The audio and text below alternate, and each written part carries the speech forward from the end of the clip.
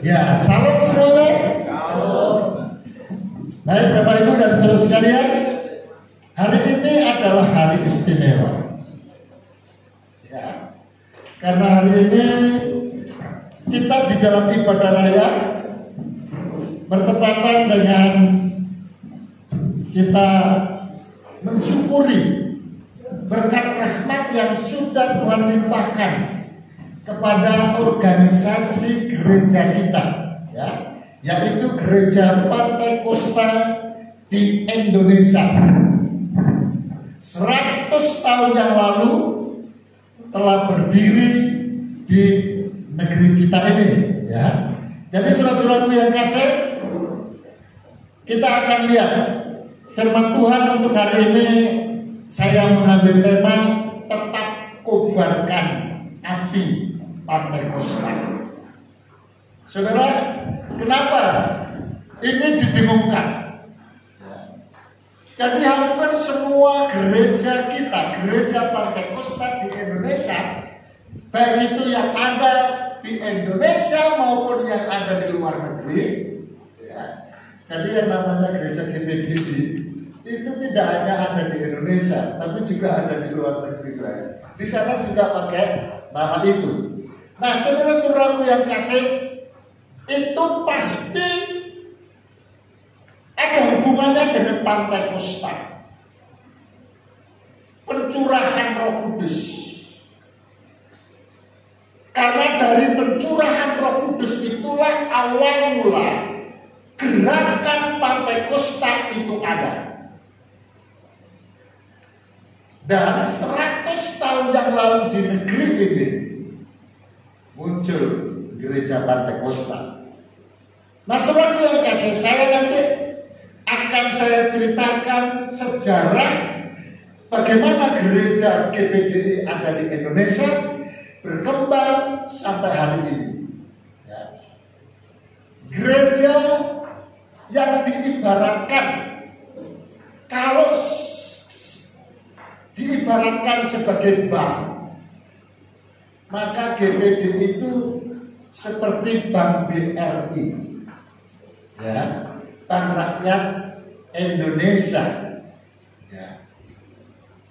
Kenapa tidak BCA yang keren, ya. Surat itu tentu nggak cocok, surat. Kenapa? Karena Bank BCA itu adanya di kota-kota, ya. Paling rendah itu di kota kecamatan, dan itu tidak semua kota kecamatan. Tapi kalau yang namanya BRI itu sampai ke kampung-kampung ada. Maka gereja GPDI itu diibaratkan seperti Bank BRI, ya, karena di pelosok-pelosok ada. Cobalah di lingkungan kita ini, kalau kita ambil tengah start di gereja kita, di perjuangan ujung sana ada GPDI, ya kan? Lalu kemudian kalau kita ke Kampung Karu yang sebelah sana ini, yang sini ini, ya, terus kemudian kanan sebelum Silambo, ya, itu Gang Sosor, itu ada GPDI. Ya. Terus kemudian di Silambo sendiri itu sudah ada beberapa GPDI. Ya. Lalu kemudian ketika saudara dari Keramat Kuda ini, terus Keramat Tindak, saudara yang kasih, nanti terus ke sana ada gereja GPDI. Lalu kemudian kalau ke Kampung Tapanuli ada 2 GPDI, ya. Jadi di mana-mana ada GPDI, saudara yang kasih. Maka berbahagialah saudara kalau saudara masuk sebagai warga GPDI, ya. Sehingga ketika saudara pergi kemana saja, ya, mau kemana, mau di Kalimantan, ya, pasti ada GPDI. Mau di Manado, apalagi, ya. Mau daerah yang sulit, daerah Riau ada, daerah Jambi ada, pokoknya semua ada, ya. Nah, saudara-saudaraku yang kasih, itu kalau diibaratkan. Nah, sekarang oleh karena api Pentakosta itulah itu menyala terus, ya, sehingga maksudnya powernya, saudara, bukan api yang panas kalau kita pegang itu, bukan, saudara, tapi api semangat yang berkobar itu terus berkobar, saudara, ya, sampai hari ini, ya. Masa pandemi, saudara, seringkali kita berpikir penginjilan itu berhenti. Tidak, saudara-saudara yang kasih. Ada penginjilan via online, ya. Ada juga yang sampai ke pelosok-pelosok. Walaupun itu masa pandemi ada, saudara-saudara yang kasih. Walaupun itu memakai protokol kesehatan, tak masalah, saudara-saudara yang kasih. Ya. Nah, kita akan lihat sejarah dari sisi Alkitab. Lalu kemudian nanti disinergikan dengan sejarah dari sisi gerakan nyata dari kobaran api Pentakosta itu yang tetap menyala.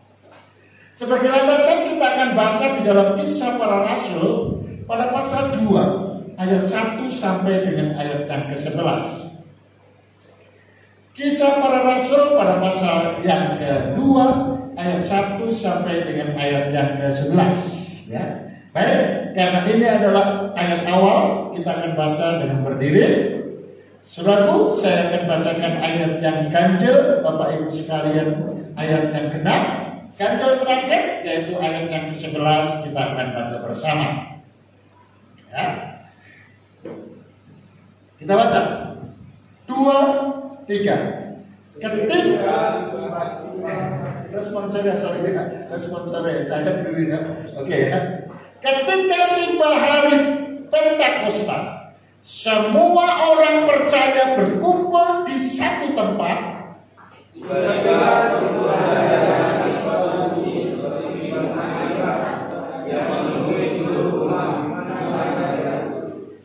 Dan tampaklah kepada mereka lidah seperti nyala api yang bertebaran dan hingga pada mereka masing-masing. Maka berdoa mereka dengan Roh Kudus, lalu mereka kata-kata bahasa lain seperti yang diberikan oleh Roh untuk penataannya. Waktu itu di Yerusalem diam orang-orang Yahudi yang saleh dari segala bangsa di bawah kolong langit.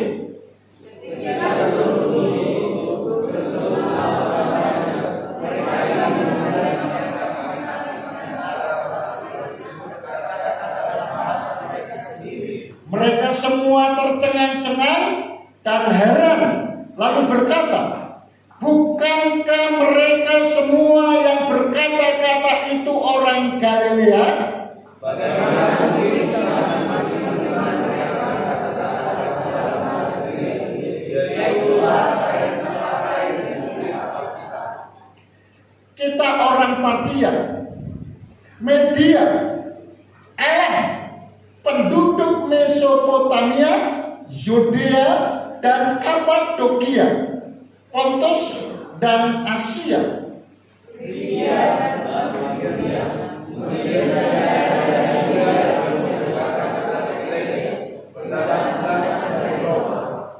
sama-sama, baik orang Yahudi maupun penganut agama Yahudi, orang Kreta dan orang Arab, kita mendengar mereka berkata-kata dalam bahasa kita sendiri tentang perbuatan-perbuatan besar yang dilakukan Allah. Amin. Silakan duduk. Saudara-saudaraku yang kasih, betul-betul luar biasa, ya. Dampak daripada pencurahan Roh Kudus atau yang disebut dengan Pentakosta atau Pentakosta. Sudah cobalah bayangkan, Petrus dan kawan-kawan itu tidak mempunyai pendidikan tinggi. Ya, kalau Matius agak lumayan, dia punya pendidikan.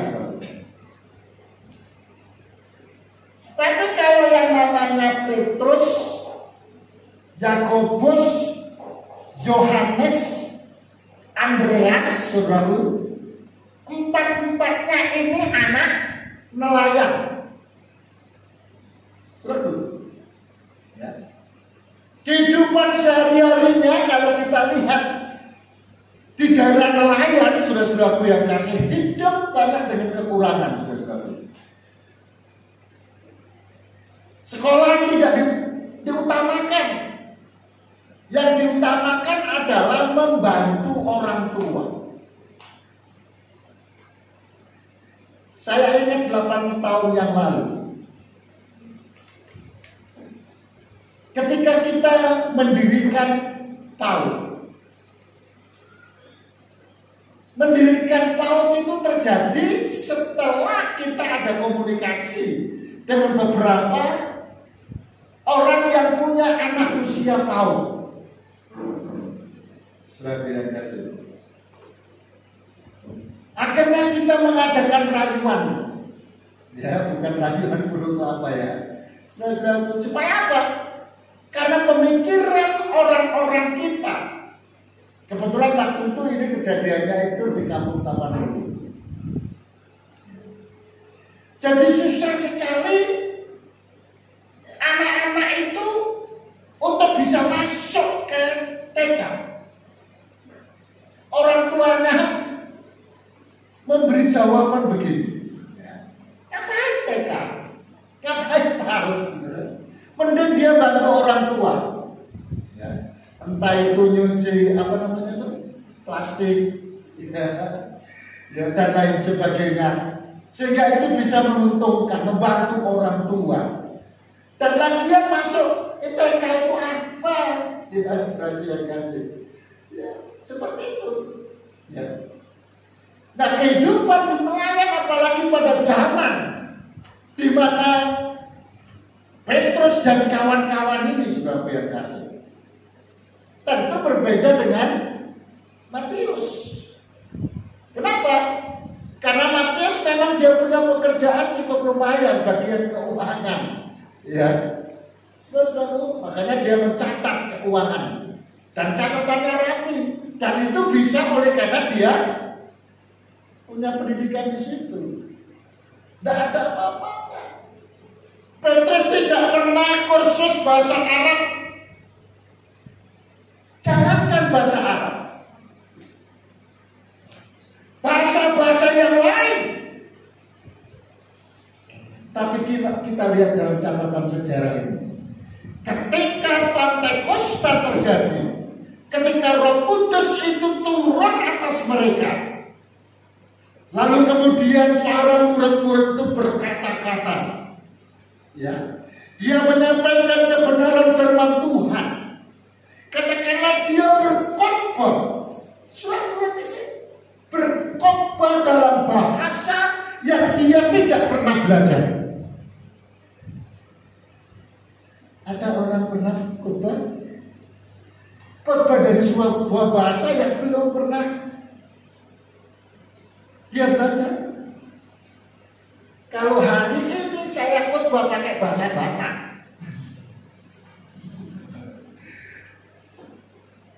ya, tentu taksi burian, ya, itu pasti melongo. Oh, bisa bahasa Batak. Padahal nggak pernah tahu bahasa Batak, ya. Ya. Surat-surat yang kasih. Atau tahu-tahu saya pakai air Nias, pakai bahasa Nias. Apa nggak salah kaprah? Ya. Tapi kalau itu benar-benar terjadi, itu pasti Roh Kudus. Ya. Jangan seperti kawan saya, saudara-saudara yang kasih. Cobalah mau doa Bapak kami. Harusnya kan apa? Hei ama bajurugu, ini ina bajurugu. Ada itu desa bangun yang ada desa kita kasih. Ya, ina bajurugu. Kan repot jangan. Masa ibu bajurugu, ibu di surga kan gitu. Gak jalan ya. Nah, tapi kejadian yang ada di dalam Alkitab, peristiwa ini benar-benar terjadi, maka semua orang yang ada di situ menjadi heran. Itulah sebabnya di dalam ayat yang ke-7 dikatakan mereka semua tercengang-cengang dan heran lalu berkata, bukankah mereka semua yang berkata-kata itu orang Galilea? Saudara, kalau saudara mendengar kata Galilea, apa kira-kira yang saudara ingat? Galilea. Halo. Agak keras. Yerusalem. Jauh kali. Galilea. Saudara-saudaraku,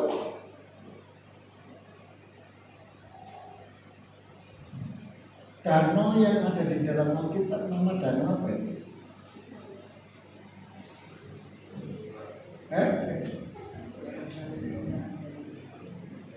Saudara, itu adalah dunia di daerah pesisir pantai, saudara-saudara yang kasih, dan hidupnya sebagai nelayan. Itu yang dimaksud, saudara-saudara yang kasih. Tidak mempunyai pendidikan yang tinggi, dan tentu saja dia tidak belajar dari bahasa yang begitu banyak. Dan itu bukan hanya bahasa Arab, saudara-saudara yang kasih. Perhatikan di situ berapa bahasa itu. Ayat ke-9. Ya. Kita orang Partia, bahasa Partia. Ya. Lalu kemudian Media, Elam, Mesopotamia, Yudea, terus Kapadokia, Pontus, dan Asia. Ini berapa ya?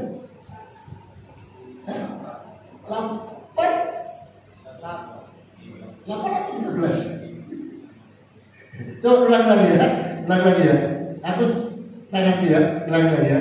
Nah, Partia, Media, Elam, Mesopotamia, Yudea, Kapadokia, Pontus, dan Asia, Frigia, Familia, Mesir, Libya, Kirene, Roma, Kreta, dan Arab. Berapa? 16. Luar biasa. Ya, ini bisa. Itulah sebabnya masyarakat yang di daerah itu yang mendengarkan pakai khotbah bahasa mereka, saudara-saudara yang kasih, dia menjadi heran. Itu terjadi karena lawatan Tuhan, saudara-saudara yang kasih. Dan gereja Pantai Kosta di Indonesia itu imbas daripada Pantai Kosta atau Pentakosta yang ada di dalam Alkitab itu. Maka itu sebagai orang percaya, saudaraku yang kasih, ya, kita nanti akan belajar supaya kita tahu sejarahnya. Kenapa sih gereja kita ini? Padahal dalam misi pelayanannya itu selalu dimusuhi, saudara. Dan sampai sekarang sudah dimusuhi, ya. Loh, gereja-gereja aliran Lutheran, Protestan seringkali begitu banyak musuh kita, saudara.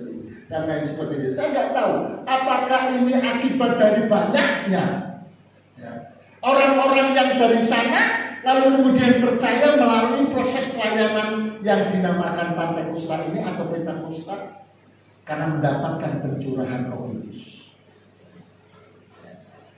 Nah, itu kita tidak boleh melupakan sejarah. Baca dalam Amsal 29 ayat 18. Amsal 29 ayat yang ke-12. 18 maksud saya. Sekali lagi, Amsal 29 ayat yang ke-18. Kita baca. 2, 3. Bila tidak ada wahyu, menjadi lelahnya rakyat. Berbahagialah orang yang berpegang pada hukum. ini terjemahan Indonesia Baru. Ya. Saya baca untuk saudara sekalian, Alkitab kita dalam terjemahan mudah dibaca. Ya. Dikatakan begini, Alkitab, terjemahan Alkitab mudah dibaca. Jika bangsa tidak dituntun oleh Allah, maka bangsa itu akan lepas kendali. Tetapi bangsa yang mematuhi hukum Allah akan berbahagia. Ya, jadi saudara-saudara yang kasih, jika bangsa tidak dituntun oleh Allah, Allah menuntut bagaimana? Wahyu. Ya. Di dalam Alkitab ada kitab Wahyu. Kitab Wahyu itu kitab yang keberapa di dalam Alkitab? Dalam Alkitab itu betul terakhir. Ya. Ya. Terakhir itu nomor berapa?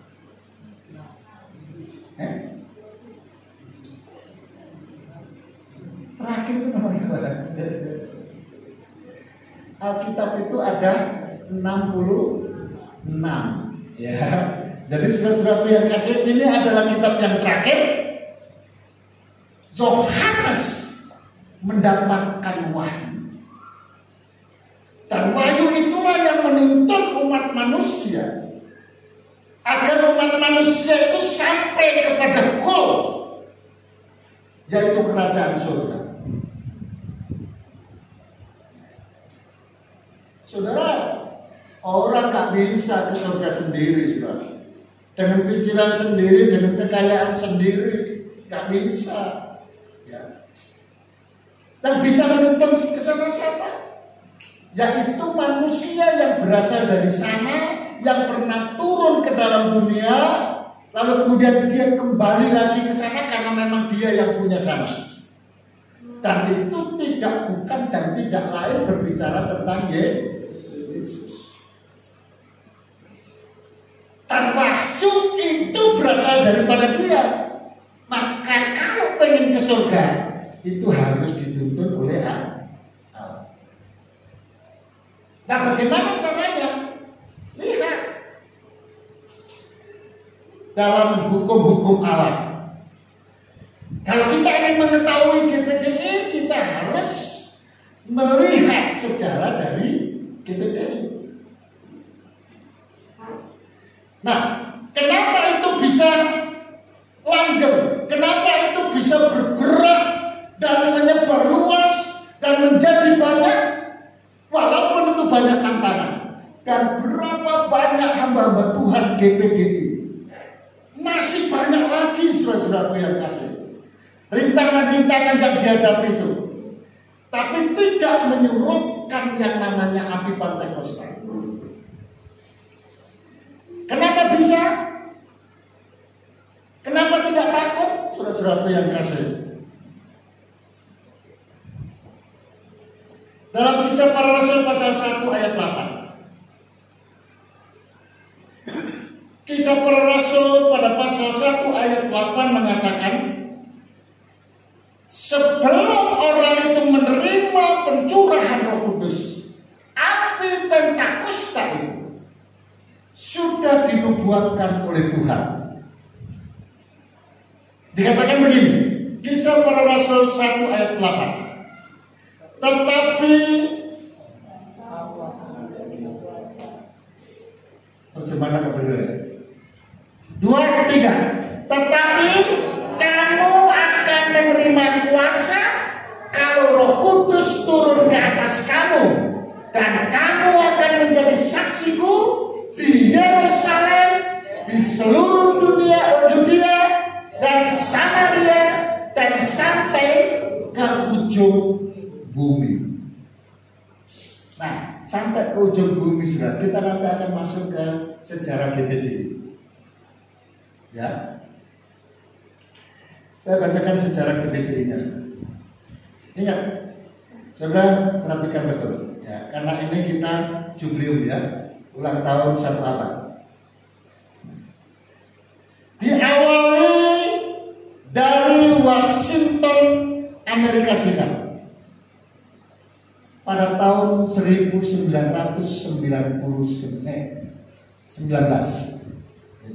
Jadi tulisannya 1919.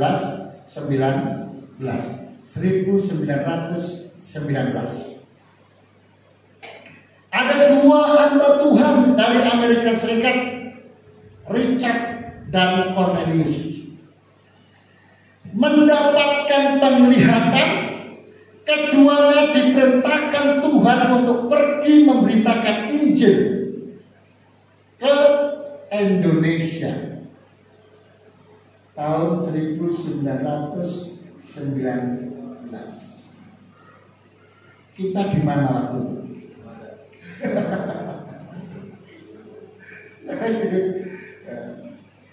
Ini yang paling tua siapa ini ya?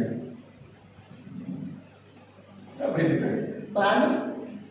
Oh, Pak Siburian umur berapa Pak? Saya? Iya. 72. 72. Ya ya. Berarti ada yang lebih dari 72 apa umurnya? Mega. Mega berapa Mega? Ibu Mega? Sebetulnya Enggak yang saya yang baru-baru saya dapat dia memang seharusnya 72. Oh 72 ya, berarti saya Cuma bilang. di KTP 69. Di KTP 69 berarti memang 69. Oke lah, saya imbang katakanlah seperti itu ya. Jadi saudara-saudaraku yang kasih, inilah yang namanya Pentakosta atau Pentakosta. Gerakan Roh Allah. Kalau saudara baca di dalam Kisah Para Rasul itu sudah dinubuatkan, lalu menjadi kenyataan bahwasanya Allah akan mencurahkan rohnya kepada manusia, anak-anak, laki-laki, perempuan, bahkan pembantu-pembantu, hamba-hamba itu juga mendapatkan pencurahan, artinya kuasa. Lalu ada komunikasi yang baik antara Allah dengan manusia dan manusia dengan Allah, sehingga manusia itu bisa mendengar suara. Ya, sebetulnya gereja kita mengadakan doa syafaat, mengadakan doa puasa, saudara, agar kita mendapatkan ini yang disebut dengan Pentakosta, yang disebut dengan bahasa-bahasa lain, yang disebut juga dengan bahasa-bahasa roh. Dan itu memungkinkan kita bisa komunikasi dengan Tuhan. Ya. Itu maka tidak heran ada hamba Tuhan yang sudah dijadwalkan ke tempat mana dan lain sebagainya, dia bertanya kepada Tuhan. Suatu ketika Tuhan katakan jangan pergi, maka dia tidak akan pergi. Ya. Tapi sebaliknya, tidak ada rancangan dan lain sebagainya, tidak ada program dan lain sebagainya. Tahu-tahu Tuhan bicara sama dia, kau pergilah ke sana. Ya, di dalam sejarah kita banyak saudara yang kasih. Satu ketika Paulus di pinggir pantai, saudara yang kasih, di seberang pantai ke sana itu ada pulau, lalu kemudian ada yang disengsarakan orang di situ. Lalu kemudian dia melambai-lambaikan tangan, lalu mengatakan tolong ya, maka hamba Tuhan itu datang ke sana. Itu bisa terjadi. Kenapa? Karena ada kuasa Tuhan. Ini dua orang, Richard dan Cornelius, Tuhan suruh pergi ke Indonesia. Jadi berangkatnya dari mana? Dari Amerika ke Indonesia, ya, itu tahun 1919.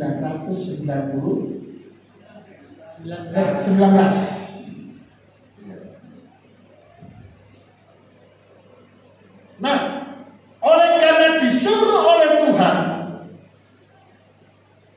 keduanya disertai dengan tanda heran. Tuhan menyediakan kebutuhan pendanaan untuk keduanya dan keluarganya.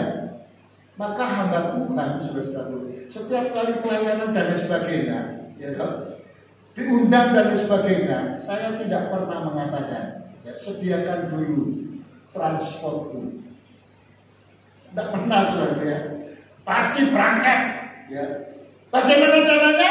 Kalau Tuhan yang suruh, pasti Tuhan yang sediakan.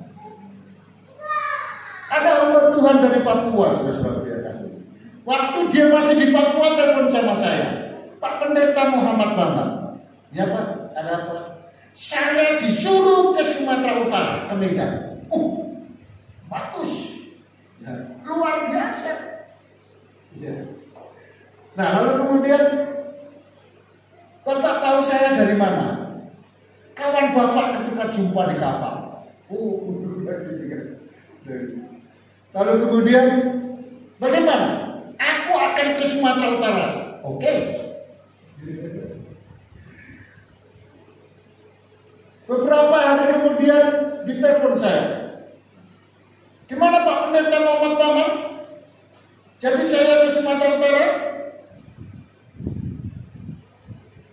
Pak Pendeta, kan Bapak yang bilang mau ke Sumatera Utara, ke Medan disuruh oleh Tuhan. Kok sekarang tanya sama aku? Iya Pak Pendeta, masalahnya itu ada hubungannya tuh. Hubungan apa? Aku bilang gitu. Ongkosku. Pak, saya ini penginjil. Bapak penginjil atau bukan? Yang penginjil. Berarti kita sama-sama penginjil. Aku Pak, pergi kemanapun kalau Tuhan suruh, aku nggak pernah tanya. Saudara-saudara yang kasih. Beberapa bulan kemudian sudah di Jakarta nih. Pak Pendeta, puji Tuhan, aku sudah di Jakarta ini. Ya, mau menuju Medan. Oh, terus iya Pak Pendeta, tapi ongkosnya kurang. Tidak ya. Jadi ini saudara, padahal dia disuruh oleh Tuhan. Ya, dalam Alkitab disertai dengan tanda heran. Tuhan menyediakan kebutuhan pendanaan untuk keduanya dan keluarganya. Dia punya istri, dia punya keluarga. Semuanya disediakan Tuhan. Padahal suatu perjalanan pada tahun 1919 itu berbeda dengan sekarang. Kalau sekarang kita ke Amerika, satu hari pesawat Anda berapa jam dari sini sana? Satu hari satu malam nyampe sudah. Tapi kalau zaman dulu naik kapal laut, tentu mesinnya juga berbeda. Kalau sekarang sudah cepat karena dia pakai turbo atau apa namanya saudara. Iya.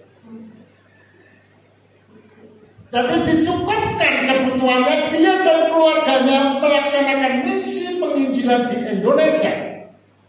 Tepatnya tanggal 4 Januari 1921. Bayangkan, 1919 berangkat. Lalu tanggal 4 Januari 1921. Berapa tahun itu?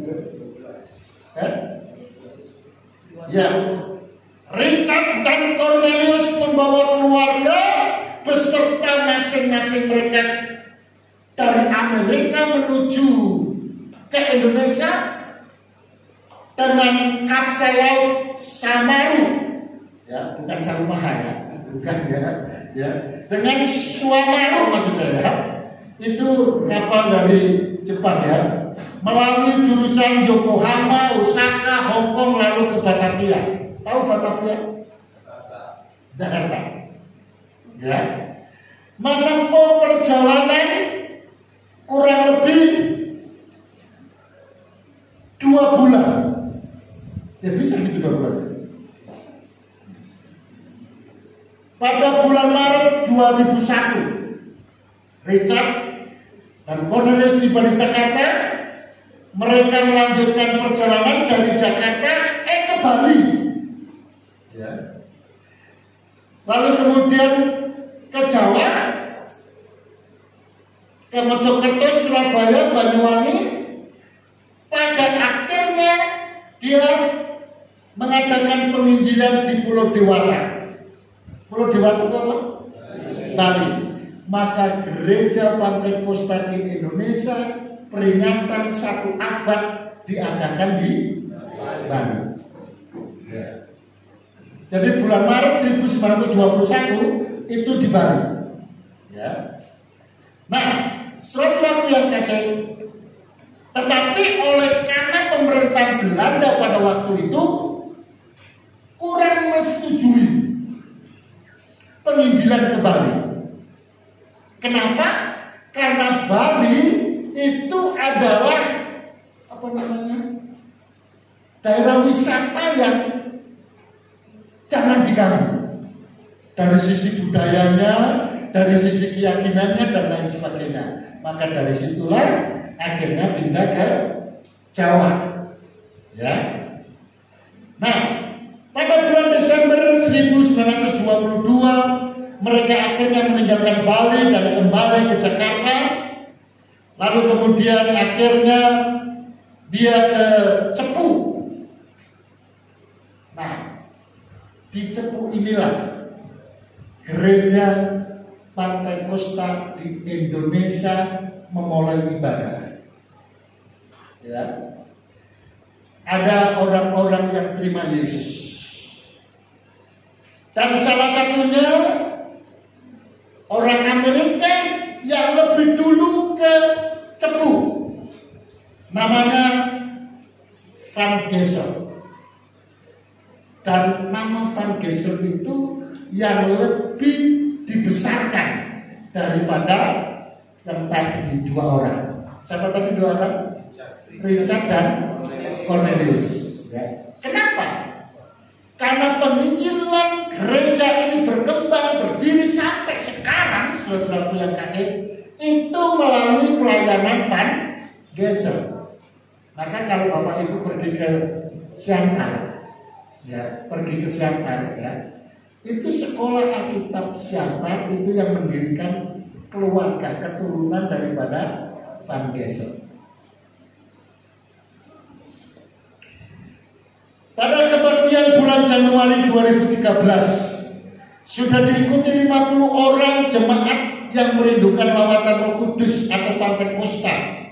Pekerjaan Tuhan terus berkembang. Pada tanggal 19 Maret 1923 berdirilah cikal bakal gereja Pantai Kosta Indonesia. Ya.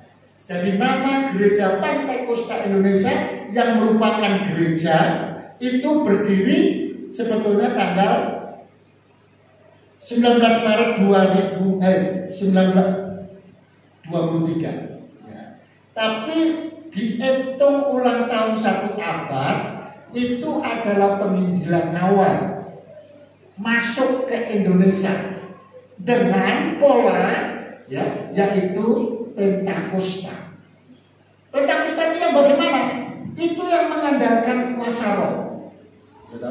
Ada yang sakit, kayak dulu kalau saya penginjilan kan gitu, saya cari orang yang sakit. Kenapa? Karena kalau orang yang sehat itu susah diinjili. Kalau orang yang sekarang mau mati itu paling gampang. Bu, sakit apa Bu? Sudah berapa lama Bu? Iya Pak Pendeta. Aduh, udah lama ya Pak Pendeta. Dokter sudah angkat tangan, dan gak ada harapan lagi. Suatu itu penginjilan yang paling enak. Lalu kemudian bilang ibu mau sembuh. Oh, orang sakit mana yang gak ingin sembuh? Gitu. Ya. Mudah Bu, kalau ibu ingin sembuh percaya kepada Tuhan Yesus. Gitu. Apa gak terus kalau gitu aku doakan? Kan itu sudah yang kasih. Sembuh, terima Yesus. Itu adalah gaya Pentakosta, saudaraku yang kasih. Makanya orang Kristen jangan takut mendoakan orang yang sakit dan apapun sakitnya, ya. Soal sembuh nggak sembuh itu urusan Tuhan. Ya, 30 Maret 1923 kebaktian yang diadakan di Pasar Sore Cepu, itu Jawa Tengah ya, Cepu saudara-saudaraku yang kasih, disertai dengan pelaksanaan baptisan selam, dan yang dibaptis itu banyak. Lalu kemudian pada tanggal 30 Juni 1923, aktivitas pelayanan mendapat pengakuan, kemudian diterbitkan SK dari Gubernur Hindia Belanda ya, dengan badan hukumnya nomor sekian, saudara-saudaraku yang kasih, maka semakin bergairahlah gereja Pantekosta di Indonesia. Tahun 1942 sampai 1946 terlaksana pengalihan kepengurusan GBDI yang dipegang oleh putra bangsa. Ya, jadi mulai dari berdiri saudara-saudara yang kasih sampai kepada tahun 1942 ya, pimpinan dipegang oleh putra mana itu? Mancanegara ya. Nah, yaitu Van Gessel tadi ya. Lalu kemudian tahun 42 sampai 46 itu dipegang oleh putra daerah ya, yaitu sebagai ketua Bapak Pendeta Rungkat ya. Lalu kemudian 47 melalui musyawarah nasional pertama di Jakarta, kepengurusan tetap dipegang lagi oleh Bapak Pendeta Rungkat.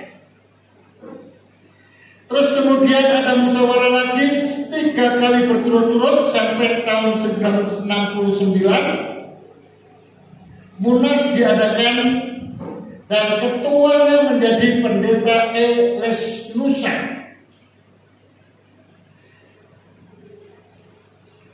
Lalu kemudian tahun 1970 sampai 1980, 70-80, berarti berapa tahun? 10 tahun.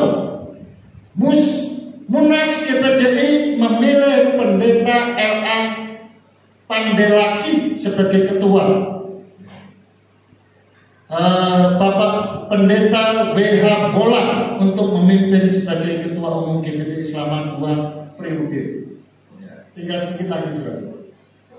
Tahun 80 sampai 2012 Munas di Malang dengan sistem yang baru, anggaran dasar dan rumah tangga GBDI disempurnakan. Terpilih sebagai ketua umum Bapak Pendeta A.H. Mandai. Lalu Munas tahun 2012 di Manado, Sulawesi Utara, pendeta yang berasal dari Sumatera Utara, gerejanya memang orang Manado, tapi gerejanya di Sumatera Utara, terpilih sebagai ketua umum dari GBDI tahun 2012 ya. Itu kalau dari Sumatera Utara siapa ya yang pernah menjadi ketua umum GBDI? Bapak Pendeta Max Wakari ya, yaitu gerejanya yang ada di Esparman. Ya. Lalu kemudian pada Munas tahun 2017 di Bandung, Jawa Barat, terpilih Bapak Pendeta Dr. John Wetol sampai sekarang. Ya, jadi ini sekilas ya tentang sejarah GBDI yang ada, saudara-saudara yang kasih. Ya. Jadi akibat daripada Pentakosta ini dengan kuasa Allah, karena dikatakan kamu akan menerima kuasa kalau Roh Kudus turun atas kamu, engkau akan menjadi engkau yang manusia biasa, engkau akan bisa melakukan hal-hal yang tidak biasa. Petrus dikatakan dalam Kisah Para Rasul pada pasal 2 ayat 41, orang-orang yang menerima perkataannya itu memberi diri dibaptis, dan pada hari itu jumlah mereka bertambah kira-kira 3.000 orang. Petrus ya, anak nelayan, tidak sekolah tinggi, saudara yang kasih, tapi dia setelah mendapatkan Pentakosta Roh Kudus, dia bisa khotbah dengan beraninya, dan 3.000 orang bisa bertobat. Ayat terakhir kita, ya ayat terakhir kita baca bersama.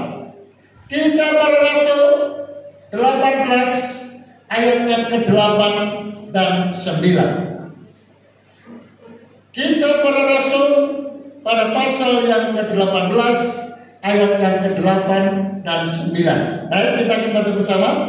2, 3.